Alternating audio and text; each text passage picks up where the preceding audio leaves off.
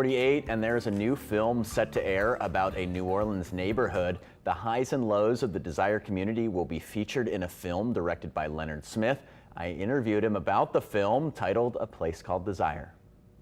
First and foremost, just tell me about this new film, A Place Called Desire. Well, it was a labor of love. This was a 12-year in the making film.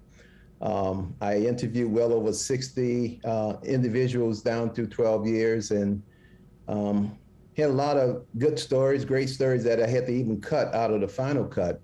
But it was originally a 3-hour documentary, but to put it in the film festivals, I had to cut it down to about an hour and a half. So that's what you'll be seeing on WYES is the cut down version from the film festival. And there's so many different stories out of A Place Like Desire. What are some of the stories you're going to be talking about? Well, you know, there's a couple of them that just stands out. It's about Mr. Cavalier talking about how they got St. Philip Church, a Catholic church down in Desire, how they actually took a building and reconstructed it on site. There's also Mr. Queer, who talks about how did they start voting in Desire and why they kind of commuted people, actually got people to come and vote because they wanted to have a school built because, you know, the government had built all of the houses, but the problem was there was no school. So all of the high school age kids had to leave the area and go by bus to other parts of the city. So that's a good story in itself. And then of course, there's the stories of everyone talking about what it was like during Hurricane Betsy, what it was like during Hurricane Katrina, and also when the Black Panthers came to Desire. Wow. And Leonard, I want to ask you about Gordon Plaza. Do you touch on that in the film? For those of you who are not familiar, Gordon Plaza, a housing development built on a former landfill that was used during Hurricane Betsy. Are you going to be talking about that in the film? By all means, that is still an ongoing story, and it is in the documentary as well.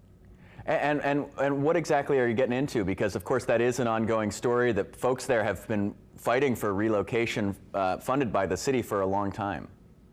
Mm-hmm. Yeah, we're going to actually talk about, we actually have people who live there and who talks about what it was like to live there. And of course, you know, we've had a lot of cancer deaths from that community, and it's all due to that landfill. And so the landfill technically is still there.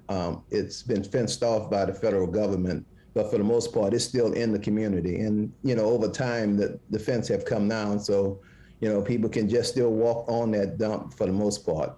And so we talk about that. We also highlight at the end of the documentary, I don't want to give it away, but we do talk about that. And it's definitely a touching piece as well in the story. Leonard, what do you hope that viewers get from your film? Well, I want people to understand the community of Desire. You know, we always had that negative press when, you know, down through the years, you know, growing up there. I lived there since 1964, and we always had negative press. It was never anything that was great came out of that community, according to the press.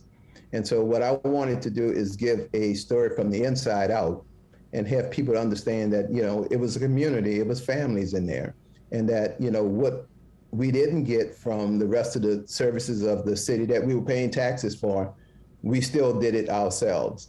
And that's what the story is kind of like the theme is, you know, even if we didn't have the best, we made use of what we had.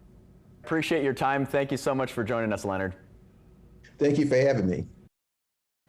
And the film will air on WYES Monday, November 1st at 9 p.m. That's tomorrow, and Sunday, November 7th at 5:30 p.m.